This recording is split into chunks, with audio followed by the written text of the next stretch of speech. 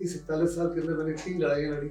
इसके बावजूद आज अराउंड 80 ईयर्स ऑफ एज मैं बिल्कुल फिजिकली, मेंटली, इमोशनली, इंटेलेक्चुअली हर प्रकार से फिट हूँ। मेरी रिटायरमेंट 2002 में इमोशनल थी। रिटायरमेंट के बाद में मैंने अभी तक तकरीबन 20 लाख बच्चों को ज़िंदगी में अच्छी रोज़ी रोटी कैसे कमानी है, हमने स्टेबिलिटी कैसे हासिल करनी है, मजबूती कैसे हासिल करनी है, उसके बारे में मुफ्त में शिक्षा दी है। मैंने तकरीबन कई हज़ार प्रिंसिपल्स को ट्रेन किया है। पिछले 15 साल से मैं संकल्प के साथ जुड़ा हूँ।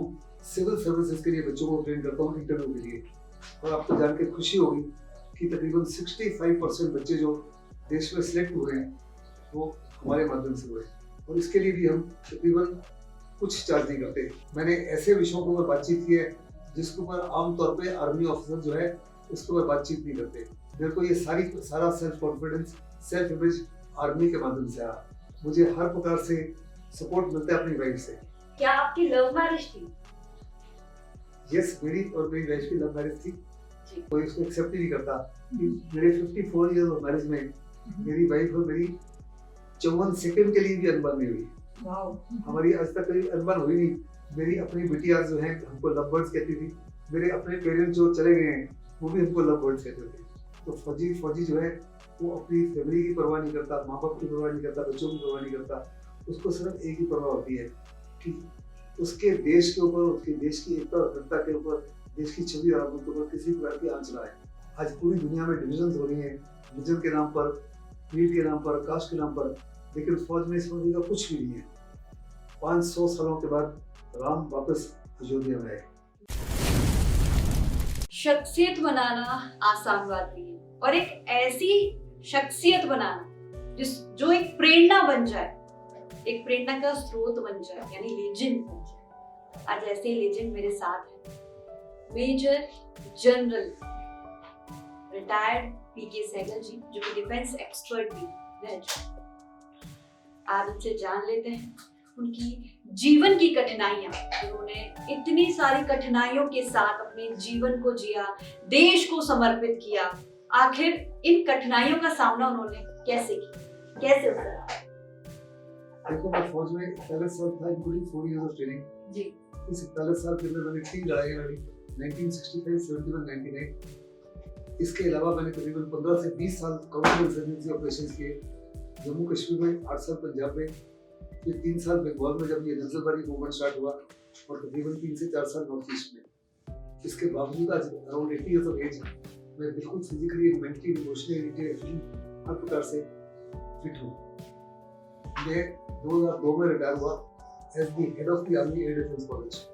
उससे पहले मैं आर्मी वॉर कॉलेज में था as commander of the junior commanders wing, जहाँ मैंने हिंदुस्तान की फौज के कैप्टन और मेजर्स और इसके अलावा 30 और देशों के कैप्टन और मेजर्स को ट्रेन किया।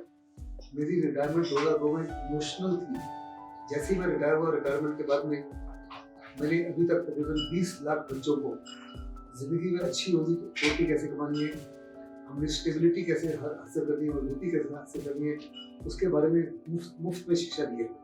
इसके अलावा मैंने तकरीबन कई हज़ार प्रिंसिपल्स को ट्रेन किया है देश के अनेकों इलाकों में कि आज के समय स्किल बेस्ड एजुकेशन क्या है, डिजिटल इंडिया क्या है, स्टार्टअप इंडिया क्या है, और इसको स्कूल लेवल में कैसे अप्लाई करें। इसके अलावा मैंने तकरीबन 10,000 टीचर्स को ट्रेन किया है कि पेंडेमिक के बाद में जिंदगी में आगे बढ़ने के लिए सबसे बेहतरीन अवसर क्या है, और आज के माहौल में पोस्ट पेंडेमिक हमारे टीचर्स से हमारी अपेक्षा क्या है। इन एडिशन टू दैट मैंने तकरीबन कई हज़ार स्कूलों में, कॉलेजेस में, यूनिवर्सिटीज में, तमाम IITs में और कुछ IIMs में लेक्चर दिए। फिर मैंने 7 TEDx टॉक्स दिए हैं, और साथ ही साथ मेरी TEDx टॉक्स यूट्यूब में है। इसके अलावा पिछले 15 साल से मैं संकल्प के साथ जुड़ा हूँ, और उसके माध्यम से मैं सिविल सर्विसेज के लिए बच्चों को ट्रेन करता हूँ इंटरव्यू के लिए। और आपको जान के खुशी होगी कि तकरीबन 65% बच्चे जो देश में सिलेक्ट हुए हैं वो हमारे माध्यम से हुए। और इसके लिए भी हम तकरीबन कुछ चार्ज नहीं करते। My entire effort through my service career and there after has been gratis. इससे मुझे बहुत ज़बरदस्त सेटिस्फेक्शन मिलता है।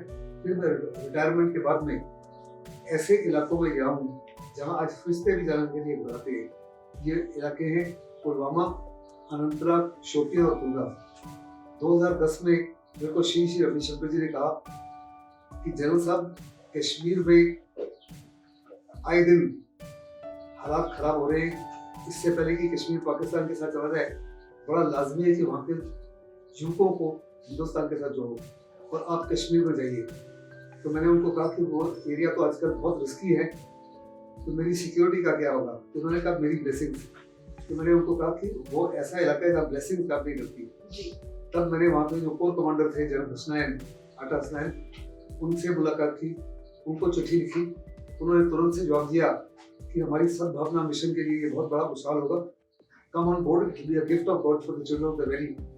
और मैं हर साल 2010, 2011, 2012 में 3 साल गया और हर साल मैंने वहाँ 30 से 40 हज़ार बच्चों को हिंदुस्तान के साथ जोड़ा। इसके अलावा फिर चिन्मया मिशन की रिक्वेस्ट के ऊपर और HRD minister doctor Arjun Singh ने उनके रिक्वेस्ट के ऊपर मैं मध्य प्रदेश के डिपॉइट एंड इंडस्ट्रियल एरियाज में भी गया, वहाँ के युवकों को भी हिंदुस्तान के साथ जोड़ा। ऐसे ही मेरे को रिक्वेस्ट मिली नवोदया स्कूल से, तो मैं नवोदया स्कूल से उन इलाकों में गया जहाँ बड़े पैमाने पर आज भी एक किस्म से इंस्टेबिलिटी है। ये वो इलाके हैं जिसमें मॉल्स बड़े पैमाने पर फैले हुए हैं। ये तमाम चीज़ें मैंने की वास्तव में फौज से रिटायर होने के बाद में। और जहाँ तक दिल्ली यूनिवर्सिटी का ताल्लुक है, कोविड से पहले मैं हर साल दिल्ली यूनिवर्सिटी के 30 से 40 कॉलेजेस के बच्चों को संबोधित करता रहा। अभी भी मैं हर हफ्ते किसी ना किसी कॉलेज या किसी ना किसी स्कूल के बच्चों को संबोधित करता हूँ। फिर इसके अलावा मेरी रिटायरमेंट के बाद में मैंने कम से कम 100 से ज़्यादा नेशनल लेवल और इंटरनेशनल लेवल सेमिनार में हिस्सा लिया है और हर बारी मुझे काफ़ी शाबाश मिली है। मैंने ऐसे विषयों के ऊपर बातचीत की है जिसके ऊपर आमतौर पे आर्मी ऑफिसर जो है उसके ऊपर बातचीत नहीं करते। आपको जान के खुशकिस्मती होगी कि जब मैं NDA में गया था, नेशनल डिफेंस अकेडमी में गया था 61 में, तो मेरी टोटल क्वालिफिकेशन थी सीनियर कैडेट। आज मैं बहुत बड़े पैमाने पर कॉलेजेस को, यूनिवर्सिटीज को, IIT को टॉप देता हूँ, उनको एड्रेस करता हूँ। मेरे को ये सारा self confidence, self image army के माध्यम से आया। आर्मी नहीं मेरे लिए, मैंने आर्मी के माध्यम से BSc की, आर्मी के माध्यम से मैंने MBA किया और मेरे को इतना कॉन्फिडेंस आया, इतनी क्षमता आई कि मैं वास्तव में देश के युवकों को प्रेरित कर रहा हूँ, टीचर्स को प्रेरित कर रहा हूँ, प्रिंसिपल्स को प्रेरित कर रहा हूँ कि हमने हिंदुस्तान को कैसे टर्न अराउंड करना है। कुछ साल पहले मैंने IIT दिल्ली में भी टॉक दी थी, वो टेक्नोलॉजीज कौन सी है जिनको अपनाने से हम वास्तव में हिंदुस्तान को टर्न अराउंड कर सकते हैं। जब मैं IIT में गया तो मेरे को कहा गया कि आप नेशनल सिक्योरिटी को कोई बातचीत करते हैं, आप ऐसे विषय में बातचीत कर रहे हो जिसमें सुनने वाले शायद आपसे ज़्यादा वाकिफ होंगे। और मेरे लेक्चर को सुनने के लिए 200 रिसर्च स्कॉलर्स थे और 67 प्रोफेसर थे। तो मैंने उनको कहा कि मैं एक टेक्नोलॉजी इंस्टीट्यूशन का हेड बनकर रिटायर हुआ हूँ, जहाँ पे मैं cyber security, information technology, electronic warfare, radar और कंप्यूटर सिखाता था। इसलिए ये चैलेंज मैं कबूल करने के लिए तैयार हूँ। और मेरी 40 मिनट की टॉक के बाद में तकरीबन 1.5 घंटे के ऊपर मेरे क्वेश्चन आंसर्स हुए। और उन्होंने साफ तौर पे डायरेक्टर थे, उन्होंने कहा कि पिछले 25 साल में हमने इस माफी का भाषण नहीं सुना। यानी दूसरे लफ्जों में, अगर आप मेहनत करो and you are able to carry conviction with the people, लोग आपकी बात सुनने के लिए तैयार हैं। फिर अभी कुछ दिन पहले 21 जनवरी को मुझे इनवाइट किया गया राज्य रक्षा मंत्री के माध्यम से, कहा कि आप JNU में जाकर भाषण दीजिए। बड़ा लाजमी है कि जवाहरलाल नेहरू यूनिवर्सिटी जो है उनके बच्चों को प्रेरित किया जाए, उनको मोटिवेट किया जाए। आपको जानकर खुशी होगी कि मेरे 30 मिनट का lecture was very well received. फिर मैं 24 जनवरी को लेक्चर देने गया लवली यूनिवर्सिटी में, जलंधर में, जहाँ मेरे को 590 बच्चों ने सुना और जो उन्होंने भी फीडबैक दिया वो अद्भुत है। तो वास्तव में कह रहे हैं कि आपने इतना जबरदस्त बच्चों को प्रेरित किया, इतना मोटिवेट किया कि आने वाले समय में वो देश के लिए एक बहुत बड़ी फोर्स के माध्यम से उभरेंगे। इस तमाम चीज में मुझे हर प्रकार से सपोर्ट मिलता है अपनी वाइफ से। मेरी जो वाइफ है वो बनारस हिंदू यूनिवर्सिटी की टॉपर रही है हिस्ट्री ऑनर्स में। देश की दो बारी फाइनेस्ट टीचर के रूप में इनको सम्मानित किया गया। मेरी 2 बेटियां हैं, दोनों दिल्ली यूनिवर्सिटी के मेरला कॉलेज में पढ़ती थी। दोनों ने ही 2 साल लगातार दिल्ली यूनिवर्सिटी को और बराड़ा कॉलेज को टॉप किया। बड़ी बिटिया जिसकी डेथ हो गई है, वो 5 बारी पूरी दुनिया में बेस्ट घोषित हुई। वो एक बड़ी ट्रेवल कंपनी की जनरल मैनेजर थी। 2 बारी उसको सम्मानित किया गया, 2 हिंदुस्तान के प्रेसिडेंट्स ने, प्रतिभा पाटिल और प्रणब मुखर्जी ने, और एक बारी उनको सम्मानित किया गया कोरिया ने, चाइना ने और अमेरिका ने। और अपनी डेथ से 2 महीने पहले उनको नॉर्दर्न इंडिया की सबसे बेहतरीन उभरती नारी शक्ति का इनाम दिया गया। जो मेरी छोटी बिटिया है, वो दुनिया के सबसे बड़ा जो बैंक है, बैंक ऑफ अमेरिका, उसकी वाइस प्रेसिडेंट बनी। तो पिछले 12 साल से दुनिया की सबसे बड़ी जो फाइनेंस कंपनी है अमेरिका में, फिडेलिटी, उसकी वाइस प्रेसिडेंट है। और जो मेरी वाइफ है, इन्होंने 1968 में as a young student of Banaras Hindu university इनको इनवाइट किया गया था to also participate in Hollywood movie. तो एक किस्म से ये हॉलीवुड एक्ट्रेस भी रह चुकी है। वो पिक्चर का नाम था ईस्ट मीट्स वेस्ट, जिसमें ईस्टर्न कल्चर और वेस्टर्न कल्चर का डांस और म्यूजिक के माध्यम से कंपैरिजन किया गया था। उसमें मेरी वाइफ जो है श्रीमती प्रतिमा सहगल, वो जो ग्रेटेस्ट मेस्ट्रो थे हमारे सितार प्लेयर रविशंकर जी के साथ में सितार बजा रही है। इन्होंने बनारस हिंदू यूनिवर्सिटी में एथलेटिक्स में भी हिस्सा लिया, बास्केटबॉल में भी हिस्सा लिया। और मैं साफ तौर पे कहना चाहता हूँ, इससे मुझे यकीनन बहुत सेटिस्फेक्शन होता है कि अपने देश को उतनी मजबूती दे रहा हूँ जितनी एज अ सैनिक दी थी। एज अ सैनिक मैंने देश की एकता और अखंडता के लिए काम किया। हर समय हमने यकीन किया कि देश की एकता और अखंडता उसकी आबरू और छवि के ऊपर किसी प्रकार की आंच ना आए। और रिटायरमेंट के बाद में मेरे को साफ तौर पर नजर आया कि वास्तव में अपने देश को मजबूत करना है तो अपने बच्चों को स्टेबिलिटी एंड सॉलिडिटी उनके जीवन में लाइए। अगर वो खुद सेटिस्फाइड होंगे और उनको शिक्षा दीजिए कि एक अच्छा इंसान कैसे बनना है, तो अगर अच्छा इंसान बनता है तो वही एक अच्छा नागरिक बन सकता है और वही एक देश को मजबूती दे सकता है। फिर जब 2004 में सुनामी आई, उस समय में देश का जो एक बहुत बड़ा डिजास्टर मैनेजमेंट का एनजीओ भारतीय ध्यान सेंटर, उसका डायरेक्टर था। और देखते ही देखते 30 सेकंड के अंदर अंडमान निकोबार में 400 स्कूल और 10 हॉस्पिटल बर्बाद हो गए। वहां के बच्चों के लिए पढ़ने के लिए कोई स्कूल नहीं रहा, औरतों के लिए, बच्चों के लिए, बूढ़ों के लिए किसी प्रकार का हॉस्पिटल नहीं रहा। तो उस समय हमारे जो फाउंडर थे भारतीय ध्यान सेंटर ने, उन्होंने कहा जनरल साहब कुछ कीजिए। मैंने देश के तमाम बड़े बड़े इंडस्ट्रीज को लिखा फंड्स के लिए, सेंट्रल गवर्नमेंट को अपील की, स्टेट गवर्नमेंट्स को अपील की, किसी तरह से कोई फंड किसी से नहीं मिला। इतना जबरदस्त नुकसान हुआ था कि उन्होंने कहा कि जिस माफी के फंड्स की आवश्यकता है उस माफी के फंड्स हम नहीं दे सकते। तो मेरे लिए भी 2 ऑप्शन थी, एक सिट बैक ऑन माय हंचेस और कुछ ना करूं, और दूसरा कुछ आउट ऑफ द बॉक्स सोचूं। और मैंने दूसरा आउट ऑफ द बॉक्स सोचने की कोशिश की। मैंने एक 3 पैराग्राफ की चिट्ठी लिखी 2 लोगों को। एक जो ऑस्ट्रेलियन प्रेसिडेंट थे अमेरिका के बिल क्लिंटन, उनकी बिल क्लिंटन फाउंडेशन है, बिल क्लिंटन फाउंडेशन को और प्रेसिडेंट बिल क्लिंटन को चिट्ठी लिखी, और दूसरा बिल गेट्स को, और कहा कि इतना जबरदस्त नुकसान हुआ है, आप हमारे बच्चों के लिए और औरतों के लिए, लोगों के लिए क्या कर सकते हैं। उन्होंने एक बहुत बड़ा चेक भेजा विदिन मंडी, तो बाकी सिर्फ जबरदस्त कॉन्ट्रीब्यूशन भी ग्रैंड गवर्नमेंट की। आज एक स्कूल या कॉलेज को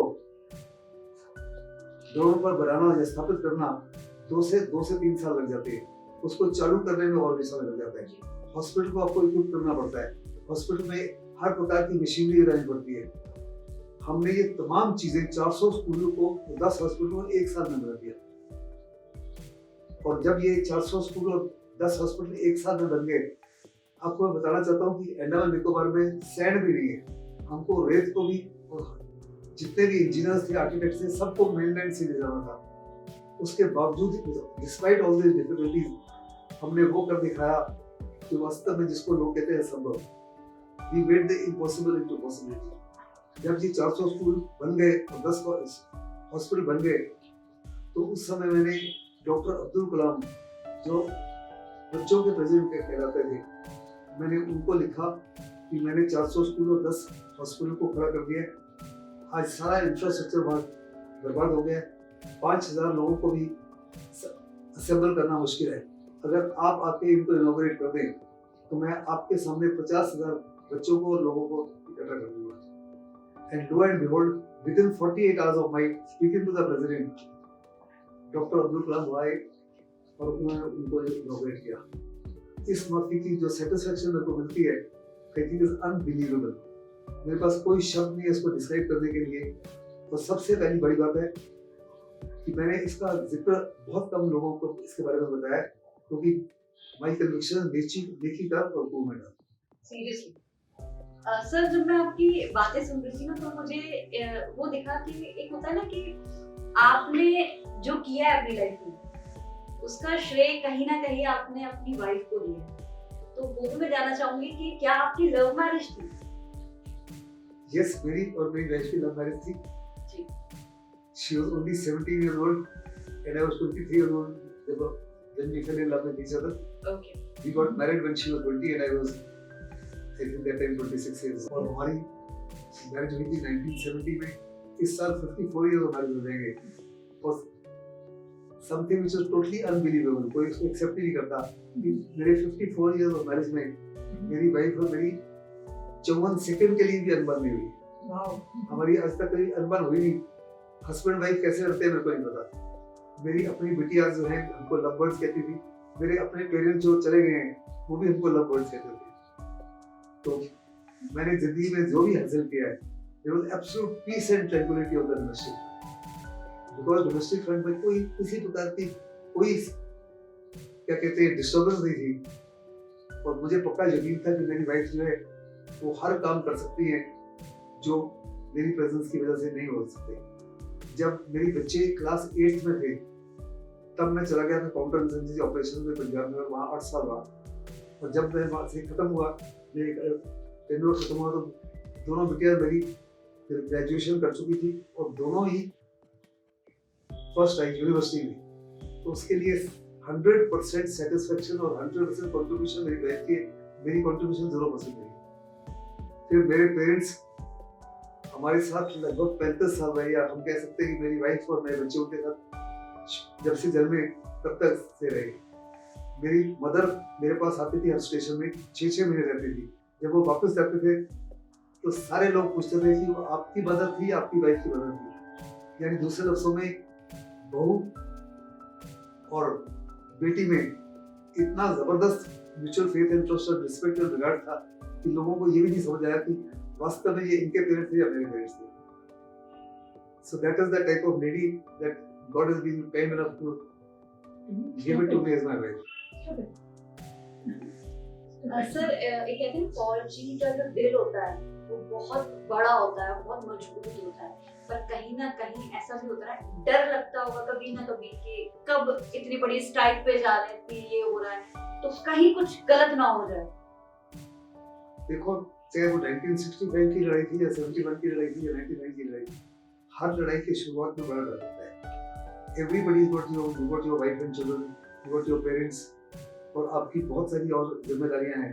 लेकिन जब आप लड़ाई के मैदान में उतर जाते हो तो फौजी जो है वो अपनी फैमिली की परवाह नहीं करता, माँ बाप की परवाह नहीं करता, बच्चों की परवाह नहीं करता। उसको सिर्फ एक ही परवाह होती है कि उसके देश के ऊपर, उसके देश की एकता और अखंडता के ऊपर, देश की छवि और आबरू के ऊपर किसी प्रकार की आंच ना आए। तो वो हर प्रकार से अपनी लाइफ को भी सेक्रीफाइस करने के लिए तैयार होता है। You always believe in leading from the front. और हम साफ तौर पे कहते हैं, जो शेक्सपियरियन डिक्टम है कि cowards die many times before their death, the valiant never taste of death but once, उसको बिलीव करते हैं। फिर जो हमारा आपसी रिलेशनशिप है बिटवीन हमारे ट्रूप्स एंड देयर कमांडर्स अद्भुत है। हमारा फौज के अंदर हर रिलीजन के, हर कास्ट के, हर कलर के, हर क्रीड के लोग आते हैं। और जो हमारा आपसी भाईचारा है is something to be seen to be. आज पूरी दुनिया में डिविजन हो रही है, रिलीजन के नाम पर, क्रीड के नाम पर, कास्ट के नाम पर, लेकिन फौज में इस वजह का कुछ भी नहीं है। And this is a huge something that the rest of the nation should learn from. क्योंकि ये फौज भी उन्हीं की फौज है। अगर फौज में इस माफी का भाईचारा कायम किया जा सकता है, इस माफी का प्यार मोहब्बत कायम किया जा सके, इस माफी का म्यूचुअल फेथ इंटरेस्ट किया जाता है, तो why not in the rest of the nation. मैं कुछ आपको एग्जांपल देना चाहता हूँ। अगर आपको याद होगा कि हमारी जब 71 वॉर में हिंदुस्तान एक ऐसा देश था जिसने दुनिया के इतिहास को बदल दिया। 14 ही दिन में हमने एक नया देश बांग्लादेश खड़ा कर दिया और 93,000 पाकिस्तानी ट्रूप्स जिनके पास 6 महीने के लिए वेयर विदऑल था लड़ाई जारी रखने के लिए, उन्होंने हिंदुस्तान की फौज के आगे घुटने टेक दिए। This was the largest capitulation seen in the entire world. इससे पहले लड़ाई के इतिहास में स्वामी का यही। फिर कोई भी सैनिक किसी देश में जाते हैं या उसकी रक्षा करने के लिए या उसको इन्वेट करने के लिए, तो उसके सोल्जर्स बहुत बड़े पैमाने पर रेप और लूटमार में इन्वॉल्व हो जाते हैं। हिंदुस्तान की फौज बांग्लादेश में कई महीनों तक रही और एक भी एलिगेशन नहीं हुआ फॉर रेप एंड लूट। ये आपकी फौज के कैरेक्टर, उसकी इंटेग्रिटी, उसकी सेंसिटिव और कंपैशन को दर्शाता है। हमने 49 कंट्रीज में पीस कीपिंग मिशन भेजे हैं। हर जगह जहां हिंदुस्तान की फौज जाती है अपने कैरेक्टर, अपने इंटेग्रिटी, कंपैशन और सेंसिटिविटी के लिए शेयर बात करती है। हमारा जो मोटो है, जो चेटवुड वाला, इज एब्सोल्युटली एनविएबल। हम साफ तौर पे कहते हैं the honour, safety and welfare of your country comes first always and every time. The safety and welfare of your men comes next. आपके खुद का safety, welfare, honour come last always and every time, and we very firmly believe in that. देश के लिए समर्पित होना, family को देखना, कैसे मैनेज करते हैं? It's a very difficult job. सबसे बड़ी प्रॉब्लम जो हमारी फौजियों की होती है जी, कि हमारी हर 2 या 3 साल में एक जगह से दूसरी जगह ट्रांसफर हो जाती है। मेरे 37 ईयर सर्विस में, 37.5 ईयर सर्विस में कम से कम 17 से 18 जगह ट्रांसफर हुई और हर जगह यहाँ ट्रांसफर होती है। आपके बच्चों को दोबारा नई स्कूल में डालना पड़ता है, नई जगह पे अकोमोडेशन। 90% ऑफ केसेस में मेरे को अकोमोडेशन नहीं मिली, हमको सिविल में घर ढूंढना पड़ता है। जो CIs को मिलता था कॉम्पनसेशन वो कम होता था, तनख्वाहें भी काफ़ी कम होती थी और आपको 2 फैमिली मेंटेन करनी पड़ते थे। कई बार आपके फील्ड एरिया में पोस्टिंग होते हैं तो फैमिली पीछे पीस एरिया में रहती है, फैमिली को वहाँ मेंटेन करना है, आपको अपने आप को वहाँ मेंटेन करना है। तो ये ज़बरदस्त डिफिकल्टीज थी, but over a period of time आहिस्ते आहिस्ते फौज ने ज़्यादा क्वार्टर्स बनाए जिसमें ऑफिसर्स और JCOs और NCOs वगैरह जो है उनको पीस स्टेशन में जब जाते हैं तो जल्दी से घर मिल जाता है सरकार का। फिर आर्मी पब्लिक स्कूल बनाए, केंद्रीय विद्यालय बनाए, लेकिन जब मैं फौज में होना था इस काफी चीजें नहीं थी। 1973 में मेरी पोस्टिंग हुई लद्दाख में as a helicopter unit commander. उस जमाने में लद्दाख में कोई भी सुविधा नहीं थी। आज तो वहाँ पे 5 स्टार होटल भी है, इंफ्रास्ट्रक्चर भी है, बिजली बहुत कम होती थी। रात को 9 बजे के बाद में बिजली चली जाती थी और सुबह नहाने के लिए पानी नहीं होता, हमको बर्फ को पिघला के नहाते थे, बर्फ को पिघला के उसको पीते थे और किसी प्रकार की कोई सुविधा नहीं थी। Areas were also unknown. लेकिन उस साल तब से लेके अभी तक मेरे को जब ये गलवान में लड़ाई वगैरह हुई, वो तमाम इलाके को I know it better than the palm of my hand, because मेरा एरिया ऑफ ऑपरेशन जो था श्रीनगर से लेके इनफैक्ट गुरदासपुर से लेके दबचौक तक, जहाँ पे पीर पंजाल रेंजेस से मैं हर प्रकार से वाकिफ हूँ, जिला से वाकिफ हूँ, गलवान के एरिया से वाकिफ हूँ, दीपसान से वाकिफ हूँ, फिर गोंगसो के इलाके से, आपके फिर ये दमचौक के इलाके से, ये तमाम इलाके मैंने देखे हुए हैं। उनका वातावरण क्या है, उनके अंदर किस काफी की समस्या हैं। वो समस्या आज भी थी, उस समय भी थी, लेकिन उस समय भी उनसे daily survival was the biggest problem. हमारी 90% जो लोग हड़ताल होते थे या कैजुअलिटीज बढ़ते थे, that was due because of the environment. उस समय अक्सर आपको पल्मोनरी बीमा हो जाता था, सेरेब्रल बीमा हो जाता था। मेडिकल साइंस में उतनी डेवलप नहीं थी, तो इतने साल के तजर्बे के बाद में अभी मेडिकल साइंस ने ऑल्टरनेटिव निकाल दिए जिससे आपको इंस्टेंट एक्लेमेटाइजेशन हो जाता है। कैसे अपने एक्लेमेटाइज करना है अपने आप को वहाँ पहुँचने से पहले, कितने दिन के लिए रखना है, all that is now streamlined. फिर आपके पास हर प्रकार के भी स्नो स्कूटर्स आ गए हैं, बड़ा कुछ आ गया है एवरेंस वगैरह से डील करने के इलाके में। उस जमाने में कुछ भी नहीं था, and we were still always very happy. The interesting thing is we were very happy and we were very satisfied. इतने सारे युद्ध हुई, लड़ाइयाँ हुई, सर्जिकल स्ट्राइक और एयर स्ट्राइक का मंजर क्या है? देखो, हमारा जो नेबर है अनफॉर्चुनेटली 1971 के बाद में उसके जब देश का बंटवारा हुआ और जिस काफी की उसने ह्यूमिलिएशन सफर की at the head of the Indian army 1948, 65, 71 and 1991, उसको अभी तक कोई एक्सेप्ट नहीं कर सका। Exactly. और आए दिन उसकी कोशिश होती है कि हिंदुस्तान के अंदर जान और माल का नुकसान पहुंचाए, पीस एंड ट्रैंक्विलिटी को खासकर कश्मीर में पंजाब में उसको बर्बाद करे, आए दिन हादसों को अंजाम देना चाहता है। लेकिन जब मौजूदा सरकार आई, मौजूदा सरकार ने साफ तौर पे पाकिस्तान को कहा कि अगर आपने किसी बड़े हादसे को अंजाम दिया तो हम इसको एक्सेप्ट नहीं करेंगे। हमारी अभी से पॉलिसी में चेंज किए zero tolerance with in the valley, जिसके तहत हमने फौज को फ्रीडम ऑफ एक्शन दिया कि आतंकवाद के खिलाफ बड़े पैमाने पर कार्रवाई करो। 80 से 85% उनके कमांडर्स को मार दिया है, जो फॉरेन टेररिस्ट हैं उनको मार दिया है, वो वर्कर्स हैं उनको काफी पैमाने पर नाकाम कर दिया है। फिर जो उनके पास फंडिंग होती थी, फंडिंग के तरीकों को खत्म कर दिया है।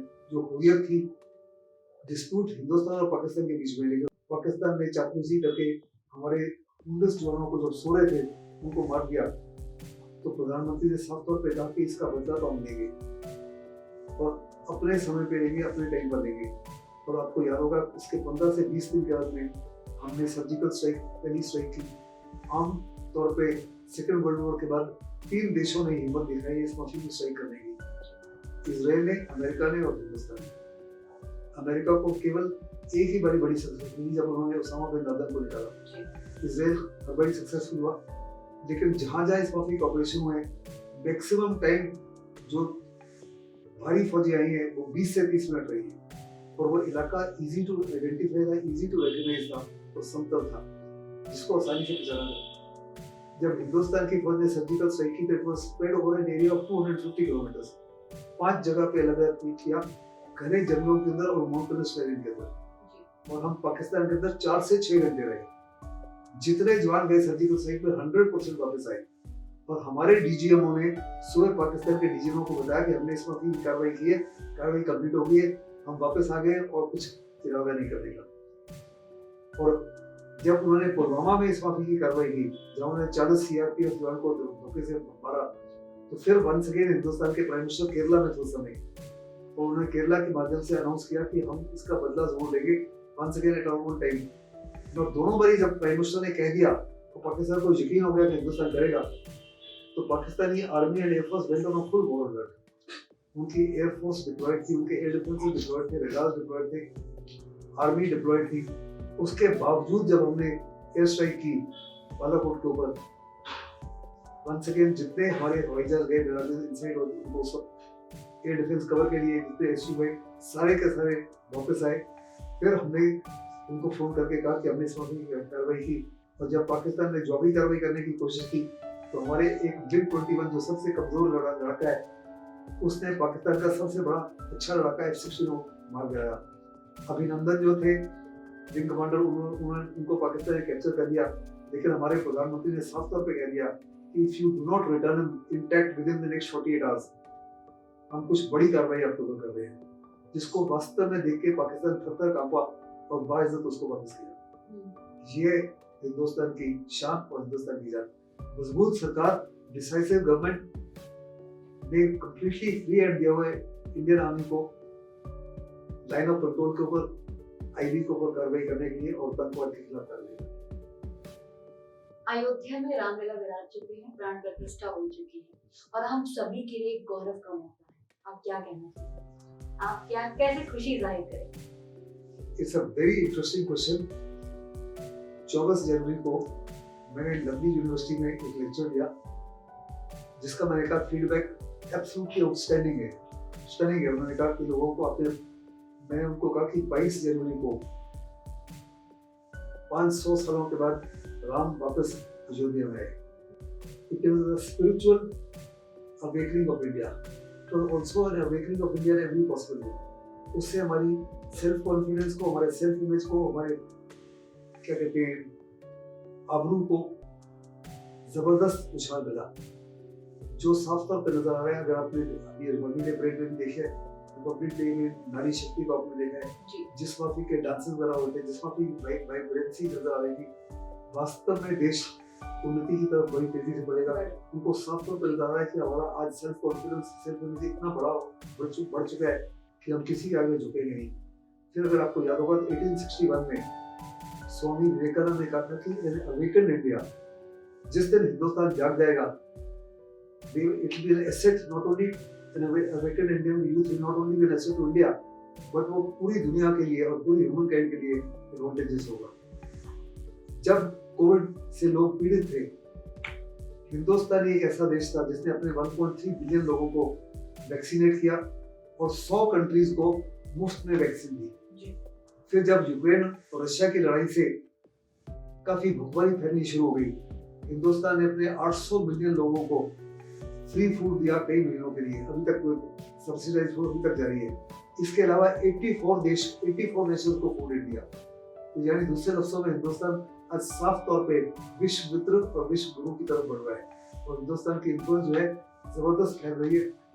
आज सारे देश जो है, खास करके ग्लोबल साउथ जिसमें ऑलमोस्ट 65 नेशंस है, वो हिंदुस्तान को अपना एक किस्म से लीडर मानना शुरू हो गए और हिंदुस्तान की इन्फ्लुएंस जो है इतनी बढ़ गई है कि आपके जो एनिमी देश है, अगर आप देखो तो अभी भी ग्लोबल टाइम्स ने आपके प्राइम मिनिस्टर को अभी जो हमारा चाइना का एक किस्म से मुख्य मीन्स है जिसके माध्यम से अपने सरकार की बातचीत दर्शाते हैं, उसने भी हमारी सरकार को, हमारे देश को प्रेज किया है। सो दैट इज जो रामलला के आने के बाद में इसके ऊपर और उछाल आएगा। सर, यूथ है जो आज मुझे लगता है कहीं ना कहीं फौज में जाने से डरता है, तो उनको आप क्या मैसेज देना चाहेंगे? सबसे बड़ा मैसेज है कि जिंदगी में अगर आगे बढ़ना है तो there are no soft options. पहले you have to be discipline, you have to have character, you have to have integrity. आप में टाइम मैनेजमेंट होना चाहिए, आप में रेजिलियंस होनी चाहिए, आप में सेल्फ कॉन्फिडेंस होना चाहिए, सेल्फ इमेज होना चाहिए। हम फौज में उन लोगों को देते हैं जो the highest quality of head and art. तो फौज की इंटरव्यू है, एनडीए की इंटरव्यू है या आईएमए की इंटरव्यू है, डायरेक्ट एंट्री है, वो दुनिया में सबसे मुश्किल इंटरव्यू है। मैं तो सिविल सर्विसेज के बच्चों को ट्रेन करता हूँ, उनकी इंटरव्यू मैक्सिमम 30 मिनट की होती है। कि जो फौज में आने के लिए, ऑफिसर बनने के लिए इंटरव्यू होती है 5 दिन चलती है, तकरीबन 6 to 8 hours every day you interview. So 35 से 40 घंटे की आपकी इंटरव्यू होती है। हमको ऐसे बच्चे चाहिए, वेदर दे आर गर्ल्स और बॉयज, जो उनका highest qualities of head and heart, क्योंकि at a very young age आपके नीचे मैन पावर है, आपके नीचे मटेरियल रिसोर्सेज है, आपके नीचे फाइनेंशियल रिसोर्सेज है। आपकी छोटी सी गलती से आपके नीचे जो सैनिक है मारे जा सकते हैं। हर सैनिक के कम से कम एक वाइफ होती है, एक या दो बच्चे। आप एक विडो को बना देते हैं और 2 बच्चों को अपने बाप से हमेशा अलग कर देते हैं। सो बड़ी जबरदस्त रिस्पॉन्सिबिलिटी। ऐसे में हमको आज जो army is a way of life, इसकी तुलना पैसे से, रुपए पैसे से नहीं की जा सकती। और ये हम बच्चों को साफ तौर पर दर्शाते हैं कि आज हिंदुस्तान की फौज में जो काम है वो आप देश की एकता को, देश की अखंडता को, उसके आबरू को, उसकी छवि को कायम करने के लिए कर रहे हैं। Love for the nation and pride for the uniform has to be profound, and authority of the state and sanctity of the government is unquestionable. यही मैं फौज में जाना चाहता हूँ, बताना चाहता हूँ कि लाइफ टफ है but is a very satisfying life. अगर आप में दम है, तो जैसे मैंने कहा था कि मैं सीनियर कर्नल में था, मैं सारे देश में भाषण देता हूँ, आपको फौज इतना काबिल कर देती है। दुनिया में बड़े उदाहरण हैं। अमेरिका के 46 प्रेसिडेंट में से 31 प्रेसिडेंट जो है फौजी आर्म फोर्सेस के हैं। अगर आपको याद होगा, विंस्टन चर्चिल फौज के थे, प्रेसिडेंट डिगॉल फ्रांस के फौज के थे। हिंदुस्तान में आज़ादी के बाद में हमारे कई चीफ मिनिस्टर बन चुके हैं, कई मिनिस्टर बन चुके हैं, वाइस चांसलर, सीईओज हैं, बड़े बड़े कॉलेजेस के प्रिंसिपल्स हैं जो फौजी हैं। एक भी दुनिया में एग्जांपल नहीं है। हाईएस्ट रैंकिंग सिविलियन जो है, जो smallest unit of air force, army और नेवी होती है, जिसमें 10 ही जवान होते हैं, कि लड़ाई के अंदर उनको संभाल सके।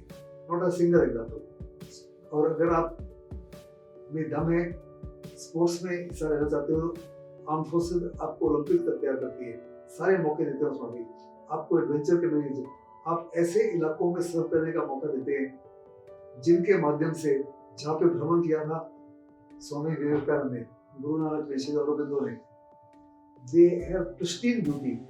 वहाँ की नदी, नाले और पहाड़ियाँ आपसे बातचीत करती हैं, but perceptive mind and share their secrets. उन्हीं में भ्रमण करने से उनको इतना सुकून मिला जिससे वो पूरी दुनिया को प्रभावित कर सके। तो आपको उन इलाकों को देखने का, उन इलाकों में काम करने का मौका मिलता है।